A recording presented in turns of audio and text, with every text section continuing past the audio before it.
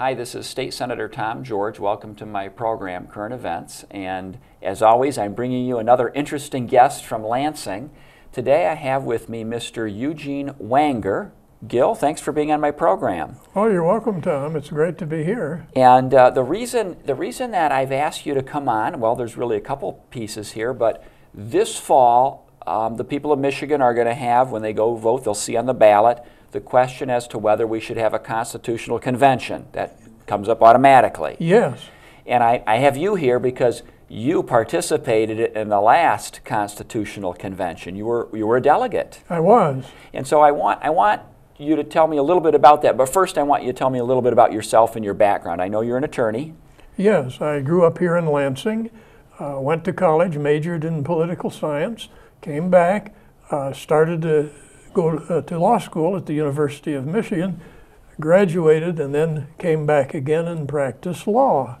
The Constitutional Convention came along, and I was very active in the Junior Chamber of Commerce back then, which is what we called the JCs. They became the JCs very shortly after that, and also in the organization known as Citizens for Michigan, led by George Romney.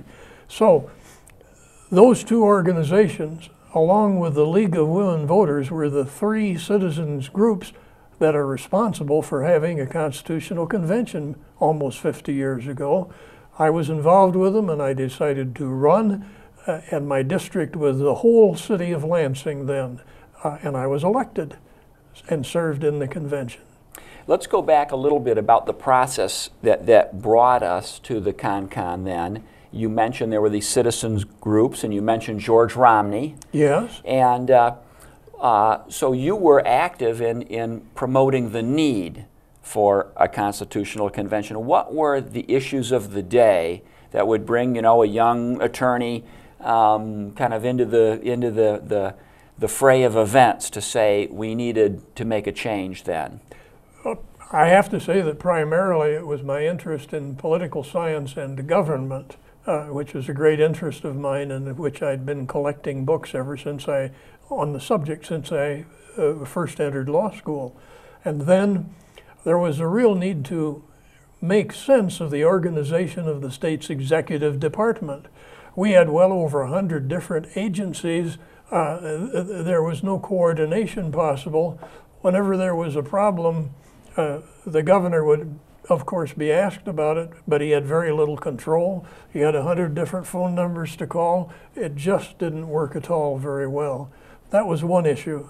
Another issue was legislative reapportionment, which was a very, very hot issue back at that time, and everybody agreed that something had to be done to make the legislative districts more representative of the population of the people.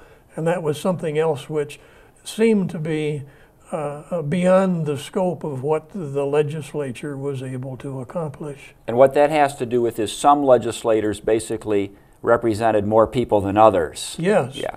And that was regarded as being very unfortunate back then, but it was a national problem in all the states. And it had developed, of course, because the populations had grown and shifted since the original legislative district lines had been drawn. And so those were a couple issues that, yes, that drew you in.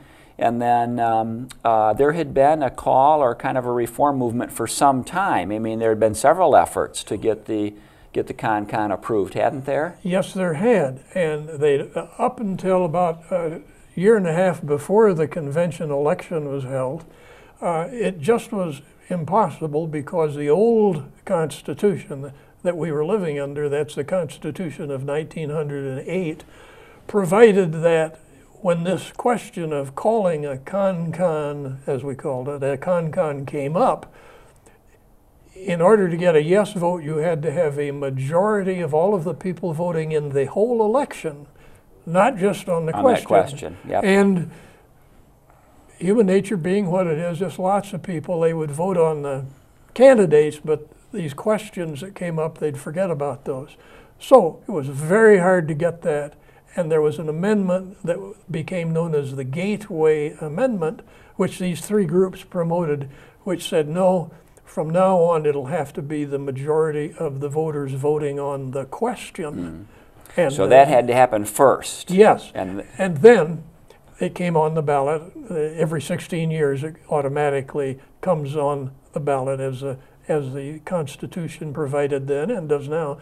And a majority of the people, a substantial majority of the people voting on the question said, yes, let's have one. And if it hadn't been for any one of those three citizens groups that I mentioned, I'm sure it would not have occurred. They were genuine citizen-based statewide organizations. who were the opponents to having a con at the time? Who was against it? Well, there were quite a few groups that were against it. Were they organized? Like we're talking, not too many, but there were a few very powerful organizations that didn't like the idea of having one. One was, I think, the Michigan Townships Association, and the other was the Michigan Farm Bureau. Now, when I remember distinctly that I was on a program before the vote with a gentleman named Stanley Powell, who was very famous at that time as the most successful lobbyist in Michigan history for the Farm Bureau, and then went on to be a delegate to the convention and a longtime member of the Michigan House of Representatives after that.